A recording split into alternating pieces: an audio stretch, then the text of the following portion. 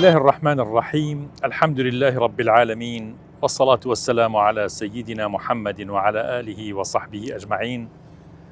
خۆشەویستان، سلام و ڕەحمەت و بەرەکەتی خۆی گەورەتان لێبێت. جارێکتر لە بەرنامەی شیرینچا لە کەناڵی ئاسمانی پەیام بە خزمەت ئێوەی ئازیز و خۆشەویست گەیشتمەوە. خۆشەویستان، ئێمە زنجیرێکمان دەست پێ کردووە کە چۆن لە نامەخواییەکان تێبگەین، چۆن فەهمی تێگەیشتن و باش تێگەیشتن لەو نامانەی کە خوای گەورە ئەینێرێ بۆ ئێمە و پەیتا ڕۆژانە و سەعات بە سەعات پێمانەکات. ئێمە و ئیلهامانەی کە خوا ئەیخاتە ناو دڵمان ئەبێ گیان بکەینەوە لەوانەی کە فریشتە ئەیخاتە دڵمان، و هەروەها هەردووکیان ئەمانە مبارەک و پاکن، جیا ببنەوە لەوەی کە نەفس و شەیطانەکان ئیلهامی خراپ و وتەی خراپ و شتی خراپ ئەنێرێت بۆ نەفسی ئێمە.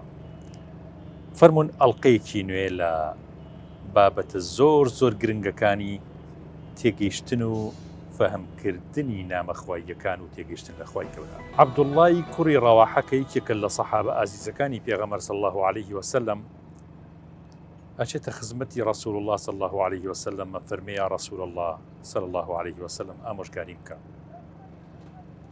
ئێمە ئایا چەندێک ئاچینە خزمەتی فەرمودەکانی پێغەمبەر سەڵەم تا بڵێین پایکۆ لە فەرمودەکان بگرین، با سەیری ڕیاضە ساڵحین بکەین، با لە خزمەت فەرمودەیە ژیان بەرینە سەر.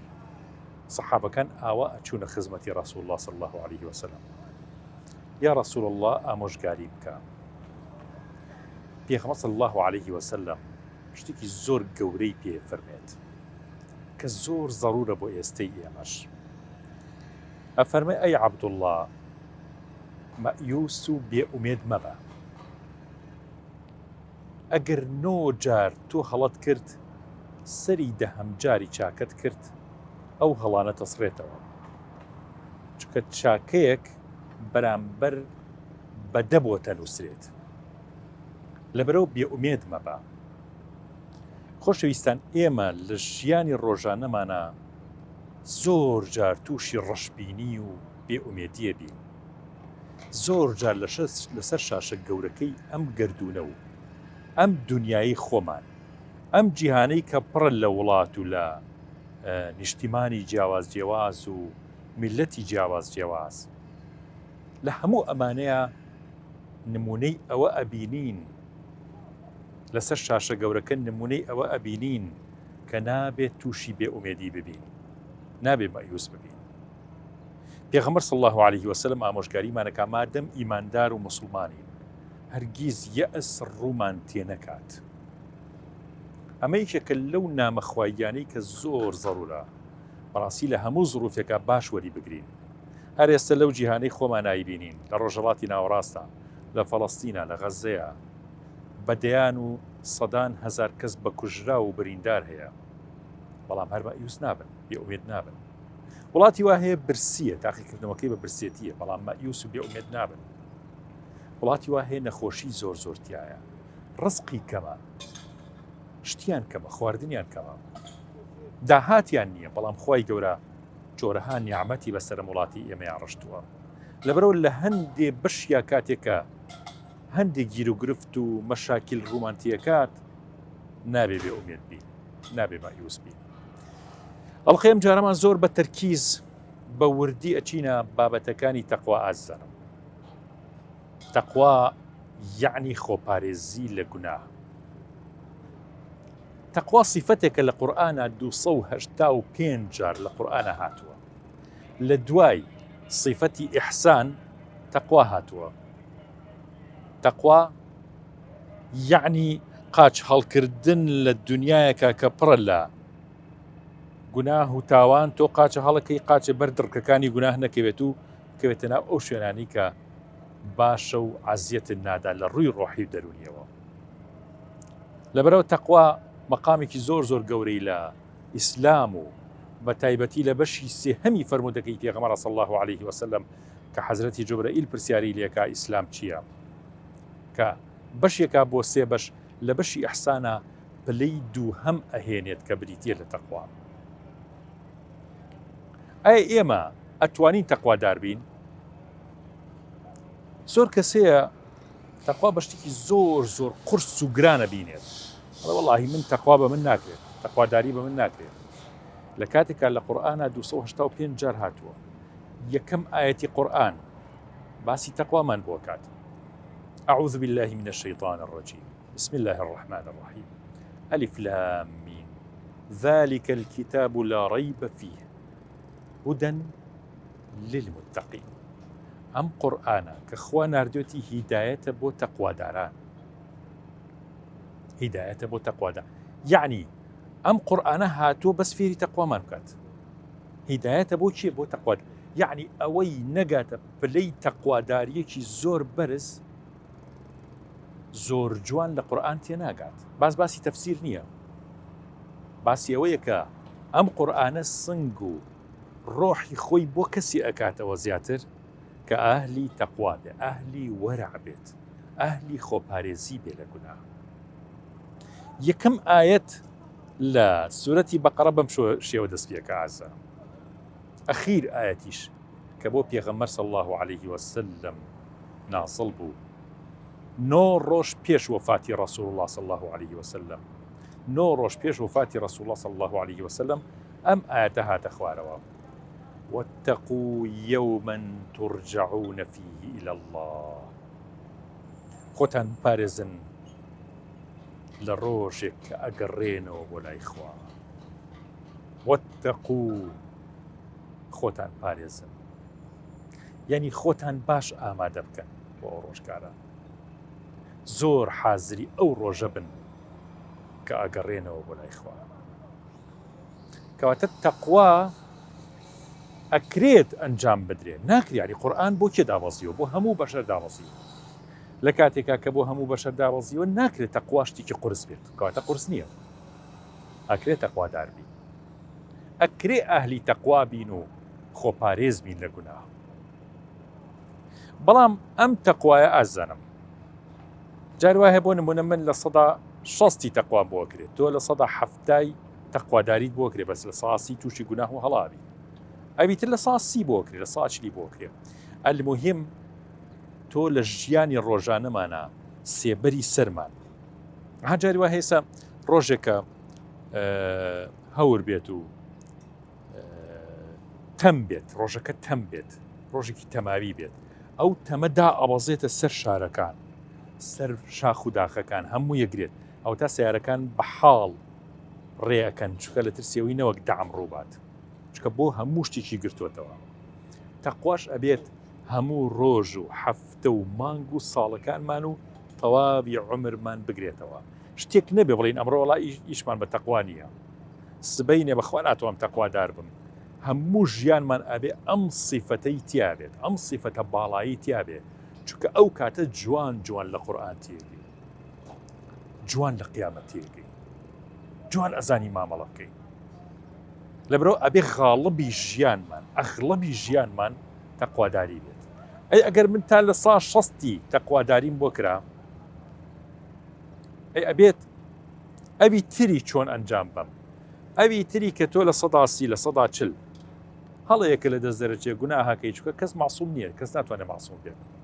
ئەوە ئەو کاتە بەشەکەی تری بە ئەستەغفر الله و بە ئیستیغفار پڕەکەیتەوە، یعنی ئەو بەشەی تری ڕۆژانە تۆ بەشێک لە ئەستەغفر الله هەبێت، بەشێکی باش لە داوای لێبوردن لە خوای گەورەت هەبێت کە خوایە لێم خۆش بە. فاتقوا الله ما استطعتم. قورئان خۆی باسیەکات چەندێ توانیتان تەقوا ئەنجام بن، ما استطعتم. دەی لە ئیستیطاعەمانە هەیە کە زۆر باش تەقوادار بین، بۆی زۆر باش بژین، چکە ئەوانەی کە زۆر باش تەقوادارن بەڕاستی زۆر خۆشەشن و زۆر باشیانە بەنەسەر. بسم الله الرحمن الرحيم الحمد لله رب العالمين والصلاة والسلام على خير خلقه محمد وعلى آله وصحبه وسلم. مامۆستا گیان سپاسی جەناب دەکەم کە ئەم دەرفەتە ڕەخسان خوای گەورە بیکا بەمایی خێر و بۆ قیامەت و بۆ ئینشاءالله فریاد کەوێ بە ڕۆژی مەحشەر و و خەڵکانێکیش ئینشاءڵڵا ئیسفادەی لێکەن دوعامان بۆ بکەن دوعای خێرمان بۆ بکەن بە تایبەتی بۆ جەناب. تەخوا ڕاستیەکەی من ناچمە تەفاسیری مستەلەحات و ئەوە کەسانی خۆیان باسییان کردو و بەڵام بەپێی ئەوەی کە من لێ حاڵی بم خوای گەورە یعنی شتێکی ئاوای خوڵقاندە بێ کە فەهمێکی وامان بۆ دروست بوو بێ کە تەخوا چۆن بکەین و چی بکەین. جاری وا هەیە تەخوا بڵێن خوای گەورە ئێوێ شتێک لەسەر دەستی کەسێکە کەشفکە بۆ نمونە دکتۆرێکە ڤایرۆسێکە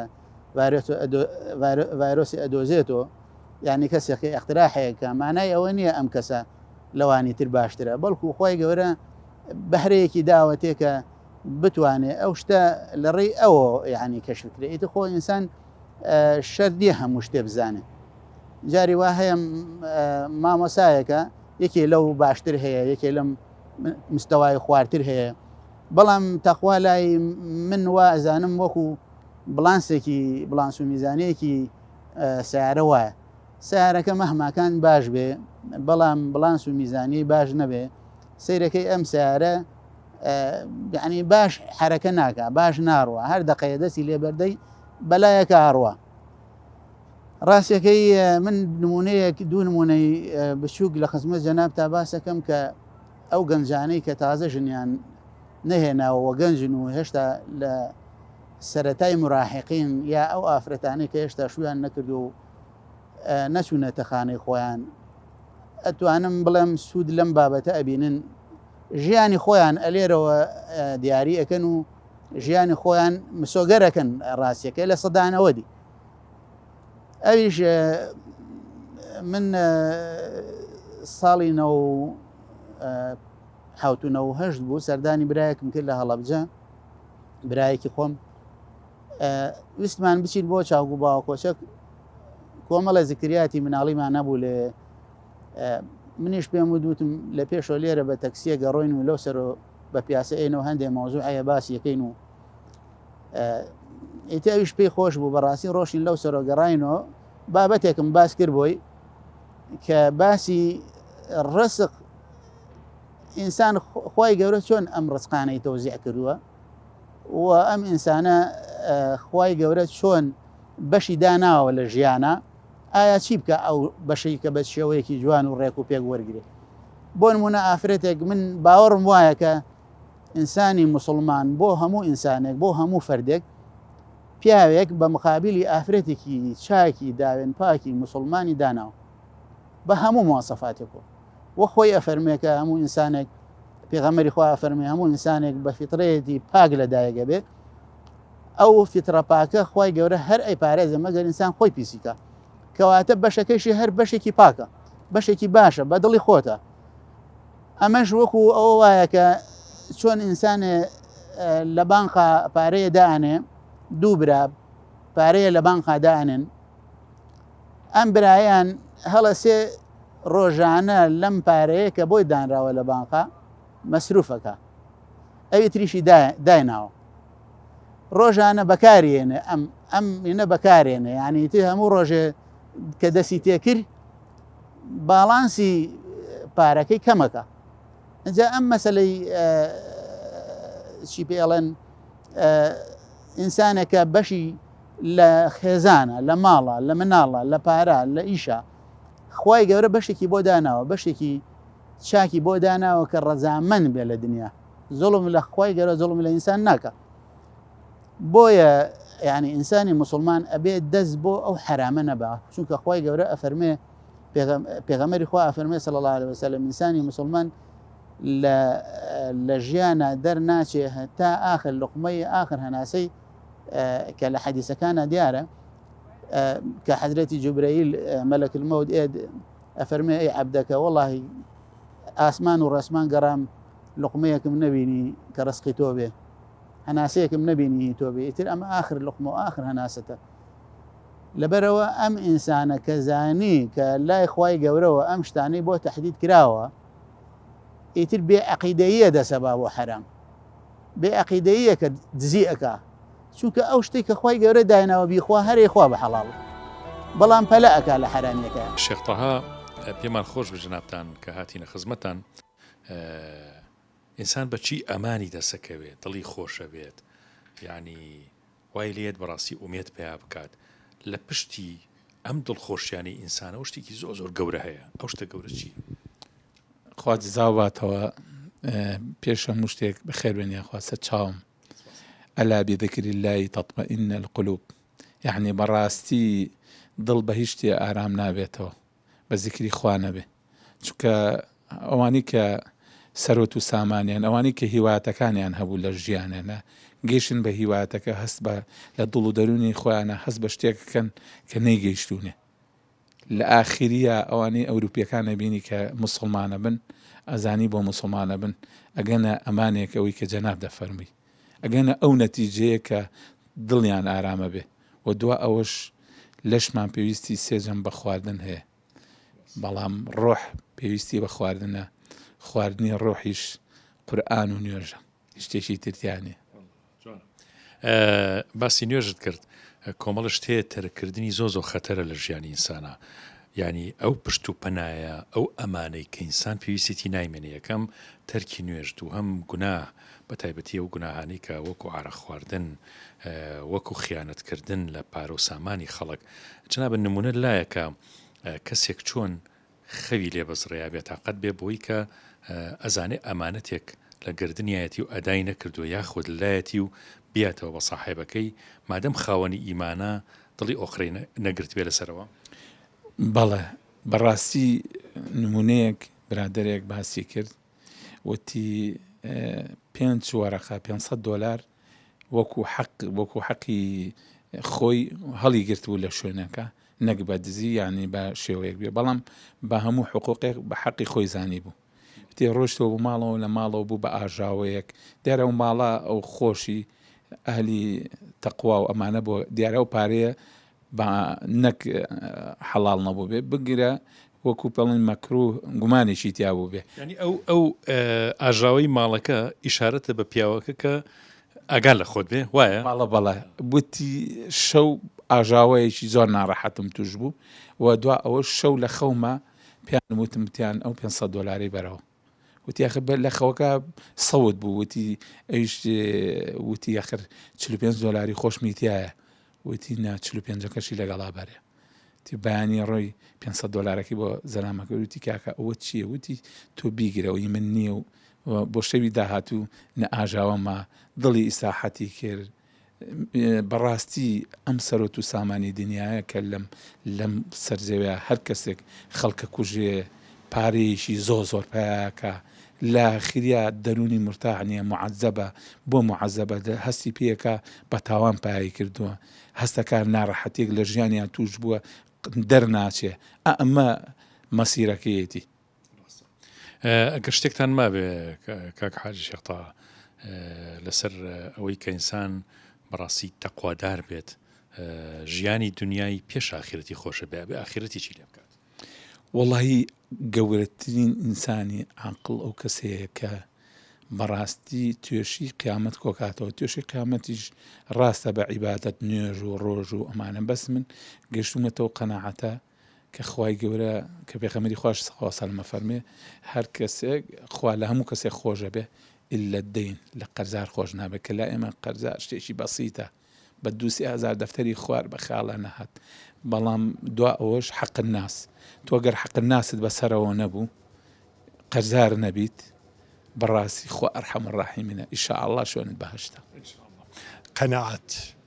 قەناعەت هەبێ قەناعەت بەلای منەوە ینی گەورەترین سەرمایە ئەگە قەناعەتە هەبێ بە کەمیش کەم بێ یان زۆر بێ قەناعەت هەبێ تۆ دڵە ئەمانەتی تیا دڵە تەئکید دەکا یعنی کە دڵە مرتاح جا بە هەموو سەرۆتی دنیا هەبێ کە قەناعەت نەبێ هیچ قیمەتی نییە لای من وایە تر خۆ دەستان خۆش نمونە لایەکە کەسێ جاری وا بۆ هیچی نەبووە سەرۆت و سامانی دنیا لە کەچی دڵی زۆر خۆش بووە زۆر ژیانێکی ئەمینی هەبووە دڵڕەحەت بووە واللهی وەکو نمونە بڵێم نمونەم لا نییە بەڵام وەکو ئەوەی کە دڵی خۆم ینی خۆم جاری وا هەبووە بڵی خەڵک نا بەڵام وەکو خۆم جاری وا هەبووە زۆریشم پێ بووە ئەو قەناعەتم نەبووە بەڵام جاریەوە کەمە پێ بۆ چون قەنەعەتم لەسەریە بوو دڵم خۆش بووم بەتاڵ تەرتیبی پلەدارەکان لای خوا بە پێی پلەی دنیایی و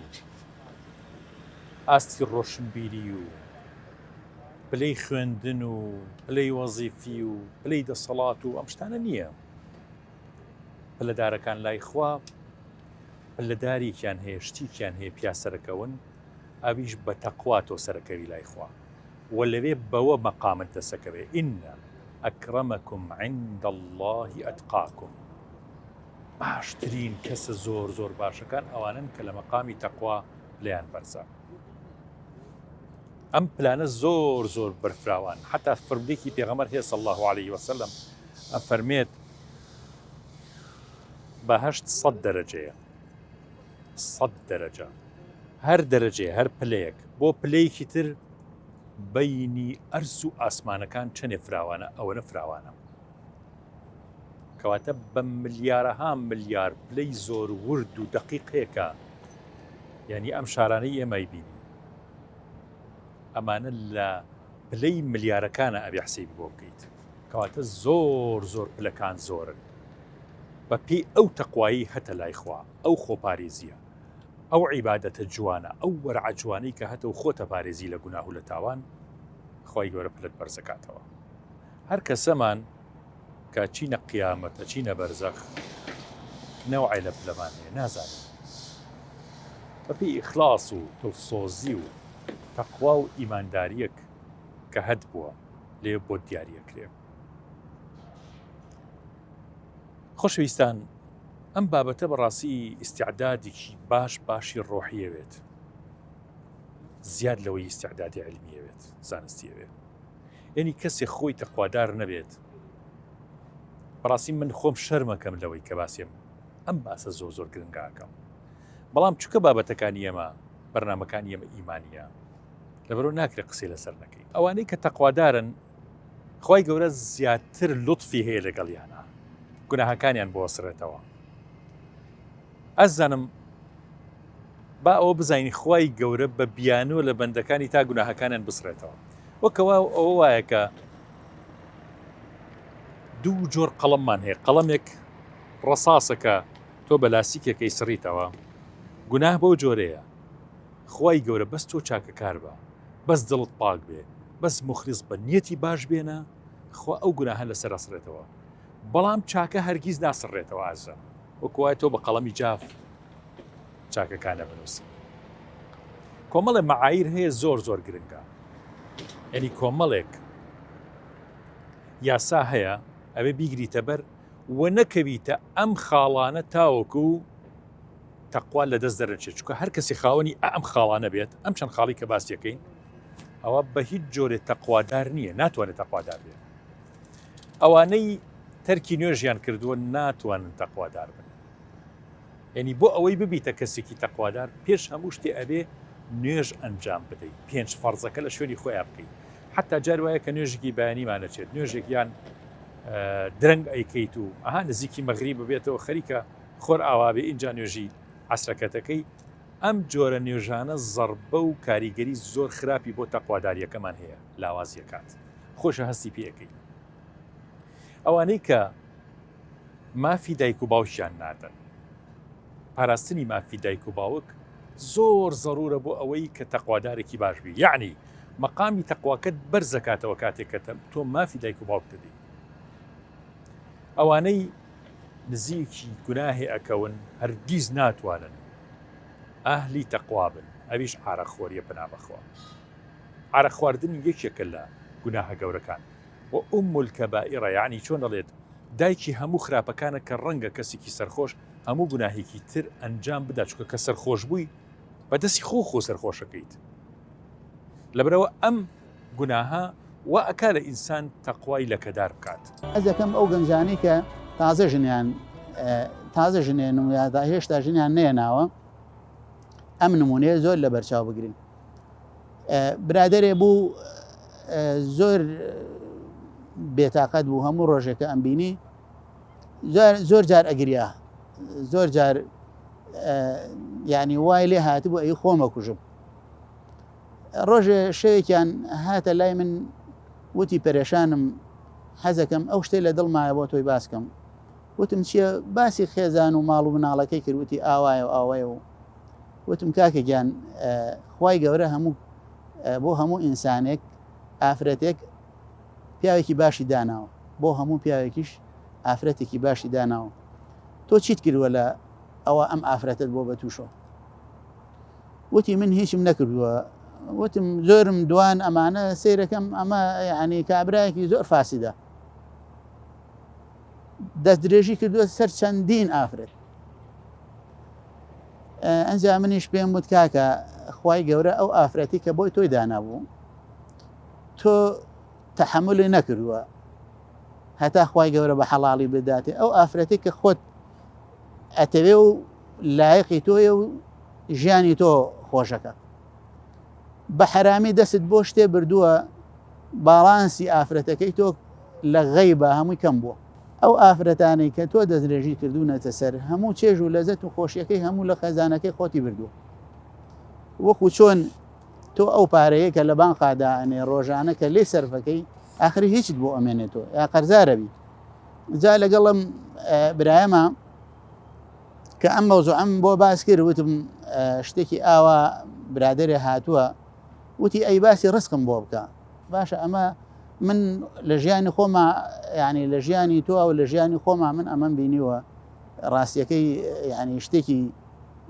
سەرسوڕهێنەرە منیش طبعا ئەو برایم لە ژیانی خۆیە ئەمەنە شەر من بوو تەنانەت لە ڕووشی ناوە سەیری ئافرەتکە الحەمدولله ئێستا خێزانەکەی ینی یەکێکە لە خێزانە هەرە باشەکە لە هەموو ڕوویەکۆ باسی ئەی باشە من قەناعەتم بە ڕزق نییە بەو ڕزقی کە ئایا ئەم ڕزقە ینی خوای گەورە بەو شێوەیە ئەویشی دابین کردووە بەو شێوەیە منیش نمونەیەکم بۆیە نایەوتم ئینسانی موسڵمان خوای گەورە ڕزقێکی بۆ دامین کردووە ئەگەر بە حەڵاڵی دەسی بۆ بەرێ هەر ئەو ڕزقەیە کە بە حرامی دەسی بۆ بە تۆزە هاتی نەخوارۆ لە باخەکانی باوە کۆچووک و ئەمانە گەشتینە بینی دوو باخ کۆمەڵی هەناری یعنی هاتبووە دەرەوە لەسەر ڕێگەکە وتی ئیزنم ببە هەنارە بێنم بیخۆم منیش وتم وەڵاهی من ناڵێم بیخۆ کەیفی خۆتە بەزار زۆر حەزر لێتی ئەویان خۆ دەزانی وتی ئەی تۆ ناخۆی وتم من نەخێر ناخۆ وتی بۆ وتم ئەگەر ڕزقی من بێ ئێستا کابرای ساحب باخەکەی ئەڵێ وەرەیەکی هەنارێ بخۆن بەس ئەمە ڕزقی من نییە ڕاستیەکەی ئەزانم ئەمە ڕزقی من نییە وتی وەڵاهی من تەحمل ناکەم هەرە و ئەبێ هەنارە لێکەمەوە بیخۆ وتم لە کەیفی خۆت چوو هەنارێکی لێ کردە و هێنای بەدەم ڕێوە قسەکردنەوە هێنای خواردی تۆزە ڕۆشتین 200 مەترە سەیرەکەم دوو هەنارن لەسەر جادەکە کەوتووە هەنارێکی گەورە و هەنارێکی ڕیوەلەی بچووکی ناشرین وەکو خوای گەورە چۆن بڵێ دەرسێ بەم برایم داوە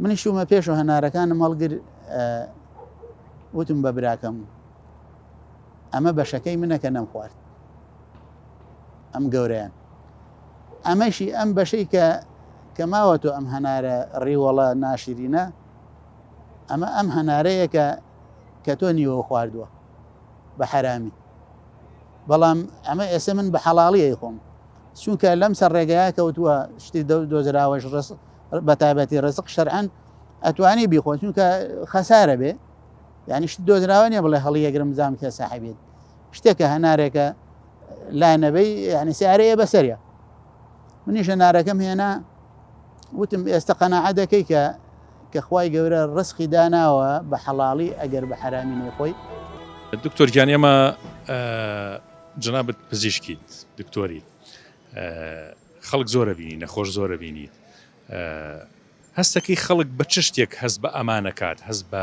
دڵ ئارامیە کات هەست بە دڵخۆشیە کات کە دڵی خۆشە یعنی جاری وا هەیە مادە لەو پایە یعنی هەتا شەهادە ئەو ئەمانەی بۆ دروست ناکە بە چی هەیەکە لە پشتی ئەمانەوە گەورەترە و ئەمان بۆ ئینسان دروست زۆر سپاس بەڵساگیان وەڵاهی بە تەجروبەی خۆمان و بەوەی کە یعنی بەردەوام هینێک نەخۆش ئەبینین و خەڵکی جیاواز زۆرە بینین هەر خۆشمان وەکو ئینسان بە کۆمەڵێک تەجروبەی جیاوازە ڕۆشتوین یعنی لە هەنێ جارە لە ڕووی مادی ئەین وا بیرەکەینەوە کە مادە زۆر بەختەوەری هەنێ، یا جاریە وا بیرەکەینەوە کە شەهادە زۆر بەختەوەری هەنێ، یا جاریوە وا بیرەکەینەوە کە دەسەڵاتە هەبێت لە شوێنێکە لە پیشێکە شتێکە زۆر بەختەوەری هێنێ بەڵێ کە ئەو شتەمان وەرگرتووە سێرەکەین ماوێتی زۆری ماوە ئەوە نیە بەعکسەوە هیلاکەت و مانیوەتی و سترێس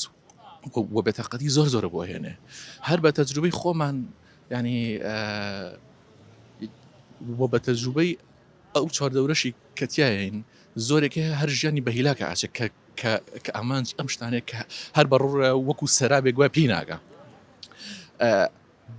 بەڕێی من گرنگترین شت لەم ژیانە کە ئەمانە پێبەخشێ یەکەم ئیمانێکی تەواوەتیە، دووەم خۆپارێزیکردنە لە گوناح، سێهەم کردەوەی چاکە. بەم سیانە ئەم ئینسانە ئەو نورە وەرگرێت کە خۆی گەورە باسێکە لە قورانە کە ئەو نورە وەرگرت هەرچی ناڕەحەتی هەیە هەرچی سترێس و بێتاقەتی هەیە ئۆتۆماتیکی بۆت ئەبێ بە بەرەکەتێک کە بینینی تۆ ئەگۆڕێ بۆ ژیان.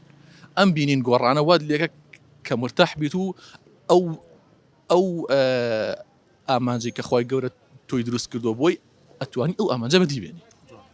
کاکتۆر ئێوە نەخۆش زۆرە بینن، نەخۆشتان بینیوە کە وەزعی زۆر خراپە لە حاڵەتێکە حادسی خراپ بەسەری هاتووە، عملیاتێکی قورس کراوە، بەڵام لە هەمان کاتە بەهۆی ئیمانێک کە هەی بووە هەستی کردووە کە لە ئاسێکی زۆر باڵا و بەرزە تحملی ئەو شتاکە و سەبرێکی عجیبی هەیە کە شاکرە شکرانە بژێرە بەرامبەر بە و حاڵی بەسەری لە هەردوو نوعەکەمان بینیوە، یعنی نوعێکمان بینیوە کە نەخۆشەکەی زۆر بەسیتە، دنیای لێ هاتۆتەوە یەک و ژیانی خۆی تێگیاوە و بە بەردەوام ڕۆژانە هەربیرەکاتەوە ئەمە بۆ وایە ئەمە بۆ وانێ ژیانم تێکچووە و فەرتەنێکی ناوەتەوە نییە عیلە نەک خۆی عیلەکەشی هەر تێگیاوە پێچەوانەکەشیمان بینیوە بەڕاستی یعنی ڕۆژانە مصیبەتی وە ئەبینین خۆمان بیرەکەی خۆیان بەو نوع تاقیب کردینەوە لەوانەیە دەرنەچینێ ئەمە بەس بینیومانە ئەو سەبری کە ئەو عیلە هەیەی وانە بۆ سواردەورەکەی لە هەردوو نوعەکەیمان بینیوە. لەم سەردەمەی ئێمە کە گەلێکین مسلمان لا تؤمن القلوب إلا بذكر الله، ئەمە ئینسان ئەگەر تەنها لە لای خواوە تەمینی حیاتی بەڵام لە ڕۆژهەڵاتی ناوەڕاستە و بەشی ئاسیاش بە تایبەتی ناوچە گەرمەکەی ئێمەش ناوچەیەکی سەرمایەداری و سەرمایەداریە هۆکاری نائستقراریەکانی ئێمە بەڕێوەبردنی وڵاتە لەلایەنی خەڵکانێکەوە کە مەبەستیان نییە خزمەتی وڵاتکەن، خۆیان بە هاونیشتمانی وڵاتە نازانن، بەندە و دەستکەلای وڵاتانی دەرۆن بە تایبەتی کوردستانی ئێمە. یعنی بۆ نمونە من پیاوێکم ناڵێم مێژوو نووسم بەڵام کرۆکی مێژووم لایە کرۆکی مێژوو بەڵگە نامەنێنەکانی بەریتانیای کوردی لە بەریتانیا کە کۆمپانیای ڕۆژهەڵات ساڵی 1940 هاتنە ناوچەی خەلیج و بڵێن ئەم ناوچەیە بۆ دەرکردنی عوسمانیەکان لەو ڕۆژەوە ئینگلیزەکان بۆ دوورخستنەوەی عوسمانیەکان و ئەو دەسەڵاتانە تا ئێستاکە نقطەی کۆی لە بازێتیان دروست کردووە نەک دروستکردنی وڵات.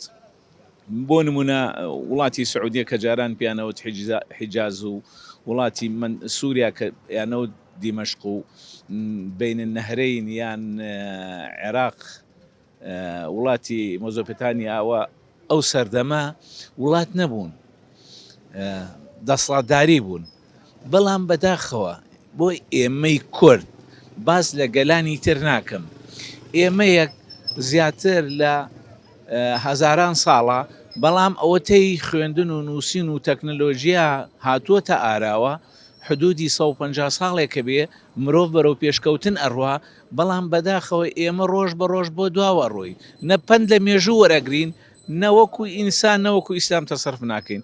زۆر بەداخەوە من زۆر بەگلەیم لەم دەسەڵاتی خۆمان. مامۆستا جنابتان هەروەکو نووسەرە ڕووکو ڕۆژنامە نووسۆکو هەمتە لە ناو خەڵکیشان ڕووکاسبی تیجارەتی خۆتانن، ینی ئەم پرسیارەمان هەیە لە جەنابەت، ینی پارە ئینسان دڵنیا کات ئەمان و خۆشی خاتە دڵی ئەگەر شتێکی تر پاڵپشتی نەبێ بە قوتر بێ لە پارە و سامانەکە. بەڕاستی پارە و سامان وەسیلەیەکن بۆ ئاسانکردنی ژیان. پارە و سامان ئینسان دڵخۆش ناکە. یاسا و سیستەم ئینسان دڵخۆش ئەکا. یاسا ئەگەر لە وڵاتە هەبوو ئێمە پەیڕێوی یاساکانمانە کرد. ئێستا بۆ نمونە ئەوروپا تێگەشتی ئەو ئەمن و ئەمانەی تایە و ئەو ڕێک و پێکەی تایە لە هۆکارەکەی یاسا و سزایە تێگەشتی پابند بوون پێوە. ئێمە نەبوونی یاسا و جێبەجێنەکردنی یاسایەکیان بۆ دەرکردوین ئەوروپی ئێمەیەکین شەرقی ژنین گەلێکی داماو یعنی کابرایەکی نەخوێنەوار کۆمەڵێشتی تەسەڕفاتی لەگەڵا ئەکرێ بە شێوازێکی ئەوروپیانە تەعامل لەگڵێ. ئایا تۆ تەمینی حیاتی کردووە؟ تەمینی حیاتی کردووە. بۆ نمونە من پیاوێکم ئێستا ئیشی مقاولاتەکەم زیاتر لە 8 پرۆژەمەیە تەواوم کردووە. حکومت پارەکەم ناداتۆ کاکە پرۆژەکەم جێبەجێ بۆ حکومت بۆ یعنی ڕووکەمە کوێ بڵێم کاکە ئەدێ وەرە پارەی پرۆژەکانم بەرەوە با ماڵ و مناڵەکەمی پێتامین کەم. یعنی ئەمە وڵات نییە زۆر بەداخەوە. من لەم بڵنگۆی جەنابتانەوە داوا ئەکەم لە دەسەڵاتدارانی کورد بە تایبەتی پارتی وێکێتی بە خۆدا بچنەوە. ئەگەر بە خۆدا نەچنەوە وەکو ڕووداوەکەی سەردەمی هارونە ڕەشیدتان لێت ئەوە زۆر دوور و درێژە لە 1001 شەوە احتیمالە جەنابیشتان گوێی لێگرت بێ. ئەمانە بەرەو ناوچوونە هەم ماڵەکانیشیانە ڕوات هەم سەرۆتەکەشیانە ڕوا بەداخەوە.